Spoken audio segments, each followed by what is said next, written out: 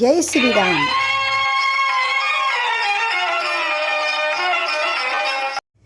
శ్రీమన్నారాయణ శ్రీమన్నారాయణ శ్రీమన్నారాయణ శ్రీపాదమే శరణు.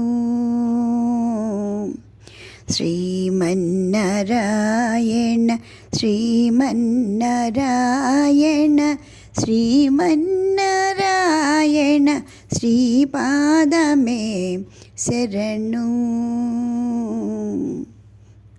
కమలా సతీ ముఖ కమల కమలహిత కమల ప్రియా కమలేక్షణ కమలాసనహిత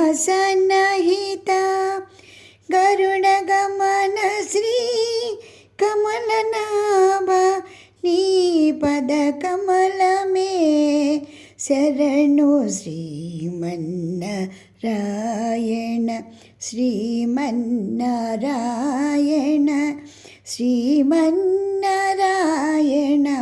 శ్రీపాదమే శరణు. పరమయోగి జన భగధేయ శ్రీ పరమపురుష పరాత్పరా. పరమయోగి జన భగధేయ శ్రీ పరమపురుష పరాత్పరా. పరమాత్మా పరమాణురూప శ్రీ తిరువెంకటగిరి దేవా శరణు. శ్రీమన్నారాయణ శ్రీమన్నారాయణ శ్రీమన్నారాయణ శ్రీపాదమే శరణు. భగవద్భక్తులందరికీ కూడా ఝాన్సీ ఆధ్యాత్మిక ముచ్చట్లకి స్వాగతం సుస్వాగతం. దేదీప్యమానంగా వెలిగిపోతున్నటువంటి ఆ రామచంద్రమూర్తి ముఖ ప్రకాశాన్నే చూస్తూ ఉన్నారు. ఆహా, ఎంతటి సుందరాకారుడు, ఎంతటి అమాయకుడు, ఎంతటి నిర్వికారుడు. కారణజన్ముడయ్యుండి కూడా ఏమీ తెలియని అమాయకుడిలాగా పామరుడిలాగా గురువుగారి దగ్గర తల్లి దగ్గర ఉన్న చంటి పిల్లవాడిలాగా మాట్లాడుతున్నాడు కదా. ఆహా, నటన సూత్రధారి అని దేవతలందరూ కూడా మహదానందపడిపోతూ అసలు ఏమి జరుగుతుంది, ఈ మానవావతారం ఎత్తి కారణజన్ముడై పుట్టినట్టు రామచంద్రమూర్తి ఈ విధంగా మాట్లాడుతున్నాడు కదా, గురువుగారు ఏ విధంగా సమాధానం చెబుతారు అని మహదానందపడిపోతూ దేవతలందరూ కూడా చూస్తున్నారండి. దేవతలు ఒక్కరే కాదు, ఆ సభలో ఉన్నటువంటి మహామునులందరూ కూడా వింటున్నారు. నాయనా, నీవు ఎంతో జ్ఞానవంతుడివి, సన్యాసం తీసుకోవచ్చు అని చెప్తున్నారా? లేదా కాదు నీవు నీ మానవ జన్మకి సంబంధించిన విద్యుక్త ధర్మాన్ని నిర్వర్తించు అని చెబుతారా? ఏం చెప్తారు? ఎందుకంటే ఎవరు వెళ్ళి కూడా నీవు మహావిష్ణువయ్యా అని ఎవరు చెప్పరు కదా అని అందరూ కూడా పరిపరి విధాలుగా ఆలోచిస్తున్నారండి. మహదానందము మహా అద్భుతమైనటువంటి చక్కటి సమయంలో విశ్వామిత్ర మహర్షి మాట్లాడుతున్నారండి. అందుకే వాళ్ళు మహర్షులయ్యారండి, త్రిలోక జ్ఞానులు వాళ్ళు. ఎంత నటన సూత్రధారి మురారి, నటన సూత్రధారి మురారి, ఎటుల వినగలడో మాట అంటూ వాళ్ళు పరవశం చెందిపోతూ ఏం చెబుతారా, ఏం వింటాడా అనేది చూస్తూ ఉన్నారు.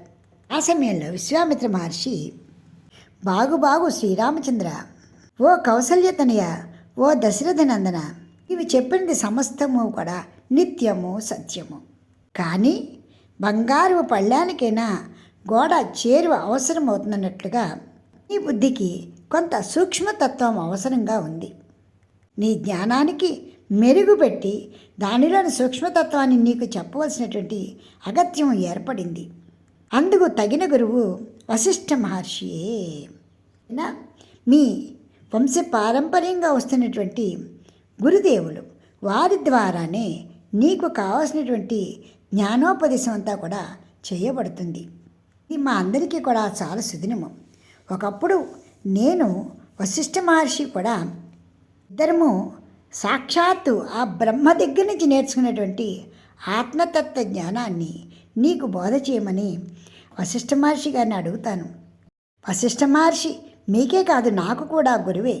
కాబట్టి ఆయన ద్వారా నీ ప్రతి సమస్యకి సమాధానము, నీ మనసు తృప్తిపడే విధంగా జ్ఞానవంతమైనటువంటి మార్గాన్ని ఆయన బోధిస్తారు అంటూ వశిష్ఠ మహర్షికి తిరిగి, మహానుభావ గురుదేవ వశిష్ఠ మహర్షి, ఒకప్పుడు మనిద్దరం మాత్రమే ఆ బ్రహ్మ నుండి పొందినటువంటి ఆత్మజ్ఞానాన్ని శ్రీరామచంద్రమూర్తికి చెప్పండి అంటూ చక్కగా చెప్పి కూడా ఆసీనుడై తిరిగి ఆ జ్ఞానాన్ని ఇన్నాళ్ళకి మళ్ళీ వినగలుగుతున్నాను అని మహదానందపడిపోతున్నారు. అంటే గుర్తు తెచ్చుకుంటున్నాం కదా ఈ మనసులో సంతోషిస్తూ వశిష్ఠ మహర్షితోటి, ఆత్మ ఈ బాలకుడు అన్ని విధాలా యోగ్యుడు. మనం ఏ మహత్తత్వమైనటువంటి జ్ఞానాన్ని విన్నామో ఆ జ్ఞాన సంపదని పొందటానికి ఈ పిల్లాడు పూర్తిగా అర్హుడు. ఈ జ్ఞానం వృధా కాదు, పైగా మీకు చెప్పడం వల్ల వ్యర్థ ప్రయాస కూడా కాదు. ఈనాడు శ్రీరామచంద్రమూర్తి నిర్మలమైనటువంటి స్ఫటికంలాగా, అద్దంలాగా స్వచ్ఛంగా ఉన్నాడు. ఆ కారణంగా మీరు చేసినటువంటి బోధ ఆ మనసులో హత్తుకుపోతుంది. ఎవరైతే పూర్తిగా లోతులలోంచి ఈ జ్ఞానాన్ని పొందాలి అని పరితపిస్తున్నారో వారికి చెప్పటం వల్లనే ఈ జ్ఞానము వికసిస్తుంది, ప్రకాశిస్తుంది, ఫలవంతమవుతుంది, పుష్టినిస్తుంది. కనుక ఎలాంటి సంకోచము లేకుండా మన ఇరువరము పొందినటువంటి నిగూఢమైనటువంటి ఆత్మజ్ఞాన వస్తువుని ఈ పిల్లవాడికి బోధించండి. మరొకసారి వశిష్ఠమూర్తిని ప్రార్థించడం జరిగింది. అప్పుడు వశిష్ఠ మహర్షి ప్రశాంతంగా చిరునవ్వుతో నవ్వుతూ, మునీంద్ర, ఇది ఎంతటి గొప్ప భాగ్యము నాకు. నా మనసు కూడా ఎంతో ఆతృత పడుతూ ఉన్నది. మొదటి నుంచి శ్రీరామచంద్రమూర్తికి మీకు మధ్య జరుగుతున్నటువంటి సంభాషణ అంతా వింటూనే ఉన్నాను. ఇప్పుడెప్పుడు జ్ఞానాన్ని ఈ విధంగా పంచడం జరుగుతుందా అని ఎదురు చూస్తున్నాను. మీరు నాకు ఆజ్ఞాపించిన దానిని నేను నిర్విఘ్నంగా అమలు చేస్తాను. మునీంద్ర, సంసార భ్రమణ నివారణము కొరకు పూర్వము నిషిధ పర్వతంపై బ్రహ్మదేవుడు మన ఉభయులకు ఉపదేశించినటువంటి అఖండమైన జ్ఞానాన్ని అంతా కూడా నేను ఇప్పుడు స్మరించుకుంటాను అంటూ ఆయన 5 నిమిషాలు ధ్యానంలో కూర్చున్నారండి. ఆయనతో పాటు అందరూ కూడా మనసుని ఏకముఖం చేసి జ్ఞానవంతులయ్యారు, ధ్యానంలో కూర్చున్నారు. ఓ భరద్వాజ, ఈ విధంగా పూర్వము రామచంద్రమూర్తి అడగటము, దానిని వశిష్ఠ మహర్షి చెప్పటము జరిగింది. ఎవరైనా ఈ సంసార ఆడంబరం గురించి అడిగారా అని అడిగావు కదా. పూర్వము నీలాగే రామచంద్రమూర్తి సుఖదేవులు కూడా అడిగారు. వారు తెలుసుకున్నటువంటి జ్ఞానాన్నే నేను మీకు ఇప్పుడు చెప్తున్నాను అంటూ వాల్మీకి భరద్వాజునికి చెప్పడం జరుగుతోంది. నేను కూడా పరవశంతో ఆనాడు వారుభయులకి మధ్య ఏ సంభాషణ జరిగిందో, ఏ విధంగా వశిష్ఠ మహర్షి ఉపదేశాన్ని చేశారో అదంతా నీకు కూడా బోధ చేస్తాను ఓ భరద్వాజ అంటూ వాల్మీకి పలకటం జరిగింది. దీంతో వాల్మీకి మోక్షోపాయో యోగ వాసిష్ఠ రత్నాకరే ముముక్ష ప్రకరణంలో సుఖ విశ్రాంతి అనే ప్రథమోధ్యాయం పూర్తయింది. ముముక్ష ప్రకరణం ద్వితీయోధ్యాయం. ఇది పురుష ప్రయత్నం యొక్క వివరణ అని ఉంటుందండి. వింటేనే చాలండి, ఆనందం పరవశం చెందిపోతూ ఉంటుందన్నమాట. పురుష ప్రయత్న వివరణ అందరూ కూడా చాలా శ్రద్ధగా వినండి. అసలు మొదటిగా ఈ యోగ వాసిష్ఠ రామాయణంలో ఉన్నటువంటి అద్భుతమైన మకరందాన్ని ఆస్వాదించిన తర్వాత భగవద్గీతలో అయినటువంటి అసిధారామృతాన్ని కూడా మనం ఆస్వాదిస్తే పూర్ణమైన అమృతాన్ని ఆస్వాదించిన వాళ్ళం అవుతాం. ప్రతి వారు కూడా దివ్యమైనటువంటి తేజస్సుతో వెలుగుతారండి. ఇంకా ఈ లోకంలో భగవంతుడు నేను చేయవలసిన కార్యక్రమం ఏమీ లేదు, ఈ మనుషులందరూ కూడా ఎంత ప్రశాంతంగా ఉన్నారా అని అనుకుంటాడు ఆ భగవానుడు కూడా. జ్ఞానాన్ని ఇచ్చినటువంటి గ్రంథాలు ఈ రెండు. వీటికి తోడు ఇవన్నీ కూడా ఏ విధంగా మనం నిలబెట్టుకోవాలి అని చెప్పేటువంటి గొప్ప జ్ఞానం అష్టావక్ర గీత. భగవంతుడు ఎంత గొప్పవాడండి, అడుగడుగునా కూడా మనకి అనేకం చూపించాడండి మార్గాలు. కానీ మార్గాలు అన్ని రకాలుగా అన్ని విధాలుగా మనకు ఉపదేశిస్తూ చూపిస్తున్నప్పుడు కూడా దారి ఒకటే, నిర్మలమైన మనసును సంపాదించుకోవటం మాత్రమే. ఎప్పుడైతే మనసు నిర్మలమైపోతుందో సాక్షాత్తు ఆ భగవానుడే తిష్ట వేసి కూర్చుంటాడు. ఈరోజు మనసు చాలా పరవశంగా ఉండి ఎక్కువసేపు మీతో మాట్లాడాలని మించి మాట్లాడుతున్నాను. చూద్దాం. పురుష ప్రయత్నం అంటే ఏమిటో ముందు మనం తెలుసుకుందాం. శ్రీరామ, పూర్వము సృష్టి ప్రారంభంలో బ్రహ్మదేవుడు లోక శాంతి కొరకు ఇప్పుడు నేను నీకు చెబుతున్నాను. శ్రీరామ, సంకల్ప నిర్మాణమివ మనోరాజ్య వినాశవత్ ఇంద్రజాలమాలా ఇవ కదార్థ ప్రతిభాసవత్ దుర్వాత భూకంప ఇవ త్రస్తపాలాపిశాచవత్ ముక్తాలీనామలయం వ్యోమ్ని నౌస్పంద తరుయానవత్ స్వప్న సంవిత్తి పురవత్ స్మృతి జాతఖ పుష్పవత్ జగత్సంసరణం స్మాంత మృతో అనుభవతి స్వయం. నాయన రామ, ఈ జగత్తంతా కూడా సంకల్ప రచనలాగా, మనస్సులాగా, ఇంద్రజాలంలాగా, అనారోగ్యంతో బాధపడుతున్నటువంటి వాడి బాధలాగా, భయపడిపోతున్నటువంటి బాలునికి కనిపించేటువంటి పిశాచంలాగా, నిర్మలాకాశమందలి ముత్యపు సమూహంలాగా, నౌకాయానమందలి తీర్థస్థ వృక్షాలలాగా, స్వప్నలాగా, స్మృతి యందు కల్పించబడిన ఆకాశ పుష్పంలాగా, ఇలా అనేక రకాలుగా కనపడుతూ మిథ్య అయి ఉన్నది. ఇది మిథ్య. మొదటిగా నీవు ఈ మాటను మనసులో గుర్తుపెట్టుకో. నీకు కనిపిస్తున్నటువంటి ఈ దృశ్యమాన ప్రపంచమంతా కూడా మిథ్య. మనిషి జీవించి ఉన్నప్పుడు మరణించిన పెదప కూడా స్వయముగా ఆత్మయందు మాత్రమే జీవిస్తున్నాడు, ఆత్మయందు మాత్రమే అనుభవాన్ని పొందుతున్నాడు. సర్వమేవేహ హి సదా సంసారే రఘునందన సమ్యక్ ప్రయుక్తాత్ సర్వేణ పౌరుషాత్ సమవాప్యతే. ఓ రాఘవ, ఈ ప్రపంచంలో సమస్త పదార్థాలని కూడా ఉత్తమ పురుష ప్రయత్నం వల్ల మాత్రమే పొందగలుగుతాము.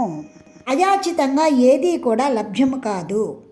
ఆ కారణంగానే సాధూపదిష్ట మార్గేణ యన్మనోజ్ఞ విచేష్టితం తత్పౌరుషం తత్ఫలమన్యమత్త ఉచేష్టితం. మహాత్ములకు సాధువులందరూ కూడా ఏమని చెబుతున్నారు తెలుసా? నీవు చేసే ప్రతి పని కూడా త్రికరణ శుద్ధిగా, ఇంద్రియ నిగ్రహంతో, మనోవాకాయ కర్మలన్నింటినీ కూడా ఈ స్వాధీనము చేసుకొని చేసేటువంటి ప్రయత్నం మాత్రమే పురుష ప్రయత్నం అనిపిస్తుంది. అంటే వేరే ఏం కాదండి. ఏ పని చేసినా కూడా మనం మనస్సు లగ్నం చేసి చెయ్యాలి, ఏకాత్మభావంతో చెయ్యాలి. అలా చేసినటువంటి ప్రయత్నమే సఫలమవుతుంది.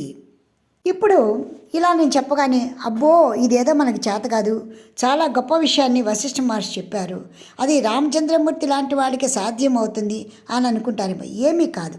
కాకపోతే ఆయన ఏం చెప్పారంటే, ఏ పని చేసినా శ్రద్ధ పెట్టి చెయ్యి, నమ్మకంతో చెయ్యి, అది సాధించాలి అని పట్టుదలతో చెయ్యి, పూర్తిగా ఆ విషయాన్ని తెలుసుకుని చెయ్యి అని చెప్పారు. పరీక్షల కోసం మనం ఎంత శ్రద్ధగా చదువుతామో, బాగా శ్రద్ధగా ఆకలింపు చేసుకుని చదవకపోతే ఆ పరీక్షలు మనం రాయలేము, రాసిన సఫలము పొందలేము, పాస్ కాలేము. ఏ పనైనా కూడా మనం త్రికరణ సిద్ధిగా మనసు పెట్టి చేయగలిగినప్పుడు మాత్రమే దానివల్ల మన ఫలితాన్ని పొందుతాము. లేకపోతే ఆ పని ఎందుకు పనికి రాకుండానే పోతుంది. మన శ్రమ వృధా, పైసా వేస్ట్, మనం అసమర్థులుగానే మిగిలిపోతాం అన్నమాట. కాబట్టి ఇదే మాటని రామచంద్రమూర్తికి పురుష ప్రయత్నంతో పూర్తిగా బుద్ధిని నిలిపి ఎవరైతే సాధించాలి అనుకున్న మార్గంలో వెళ్ళి సాధించుకుంటారో అది పురుష ప్రయత్నం అనిపిస్తుంది అంటూ ఆయన నొక్కి నుంచి ముందుగా రామచంద్రమూర్తికి చెప్పారండి. ఎదుర్కొన్న ఉన్నవాడు విశ్వాన్ని సృష్టించినటువంటి మహానుభావుడే అయినప్పటికీ కూడా తన ముందు శిష్యులా కూర్చున్నాడు. అన్యథా శరణం నాస్తి గురుదేవ అంటున్నాడు. ఆ కారణంగా తనని ఒక శిష్యుడిగానే తీసుకుని వశిష్ఠ మహర్షి ఇంత బాగా చెప్పారు. ముందు నీ కనిపిస్తున్న ఈ ప్రపంచం అంతా మిథ్య, ఇదంతా కూడా ఒకప్పుడు నశించిపోయేదే అన్న భావాన్ని పెట్టుకో. రెండవది, నీవు ఏది నేర్చుకోవాలి, ఏది తెలుసుకోవాలి అనుకుంటున్నావో దాని మీద త్రికరణ శుద్ధిగా నీ మనసును లగ్నం చెయ్యి. పురుష ప్రయత్నంతో నీవన్నీ కూడా సూక్ష్మ బుద్ధితో తెలుసుకోగలుగుతావు అంటూ చాలా గట్టిగా చక్కగా ఆయన చెబుతూనే, అంతేకాదు శ్రీరామచంద్ర, ఎవరు ఏ పదార్థాన్ని కావాలి అని కోరుకుంటారో దానిని పొందాలంటే శాస్త్రోక్త క్రమంగా చెయ్యాలి. అంతేకాదు ఆరంభించరు నీచ మానవులు విఘ్నాయాస సంత్రస్తులై, ఆరంభించి పరిత్యజించుదురు విఘ్నాయత్తులై మధ్యముల్, ధీరుల్ విఘ్న నిహస్య మానులగుచున్ ధృత్యున్నతోత్సాహులై, ప్రారబ్ధార్థములొజ్జగింపరుసుమి ప్రజ్ఞానిధుల్గావునన్. ఇది చాలా ప్రతి వాళ్ళు కూడా విఘ్నేశ్వర ప్రార్థనతో పాటు ఈ పద్యం కూడా చదువుకొని భావాన్ని అర్థం చేసుకొని ఏ పనైనా చేయటానికి ముందు అడుగు వేయాలి. అప్పుడే వాళ్ళు తప్పకుండా మంచి ఫలితాన్ని పొందుతారు. ఇందులో 3 రకాల మనుషులు ఉంటారండి. మొదటివాడు పూర్తిగా బద్ధకస్తుడు. ఏం చేస్తాంలే, చేయగలుగుతామో లేదో, ఎందుకు అన్నట్టుగా వదిలేస్తాడు. రెండోవాడు ఏ పాటి చిన్న కొంచెం ఆ పనిలో ఆటంకం వచ్చినా ఇక మనకు వద్దులే, మన వాళ్ళు కాదులే అని వదిలేస్తాడు. ఇక మూడోవాడు ఉన్నాడండి, దీని సంగతి ఏదో తేల్చుకోవాలి, దీని అంతేదో చూడాలి, పూర్తిగా సాధించేంత వరకు కష్టపడాలి, ఎన్ని అవరోధాలు అడ్డొచ్చినా కూడా అనుకున్న ఫలితాన్ని అనుకున్న పనిని పూర్తి చేయాలి అని పూర్తిగా ఒక మనస్థైర్యంతో నిలబడతాడండి. దృఢ సంకల్పంతో నిలబడతాడనమాట. నిజానికి ఇక్కడ వాడి ధైర్యమే, వాడి నమ్మకమే వాడికి బలమండి. అందుకోసమని ఎంత ప్రయత్నమైనా చేస్తాడనమాట. పూర్తి సంకల్పం అన్నమాట. అది పురుష ప్రయత్నం అంటే అది. ఆ విధంగా ఉండాలి. అందువల్ల ఎవరు ఏ పదార్థాన్ని కావాలని కోరుకుంటున్నారో దాన్ని శాస్త్రోక్త క్రమంగా చేస్తూ ఉండాలి, కానీ మధ్యలో ఎప్పుడు కూడా మానకూడదు. ఎప్పుడైతే మానేశావో నీకెప్పటికీ ఫలితం రాదు అని చెబుతూ రామచంద్ర, ఇందులో 2 రకాలు ఉంటాయి, పూర్వజన్మ కృతము, ఇహజన్మ కృతము. ఇది అంటూ ఆయన చెప్పడం మొదలుపెట్టారు. ఈ పూర్వజన్మ కృతము, ఇహజన్మ కృతము అంటే ఏమిటో వచ్చే సంచికలో మనం తెలుసుకుందాం. ఇప్పటికి స్వస్తి. జై శ్రీరామ్. మీకు ఈ వీడియో నచ్చితే లైక్ చేయండి, షేర్ చేయండి, సబ్స్క్రైబ్ చేయండి.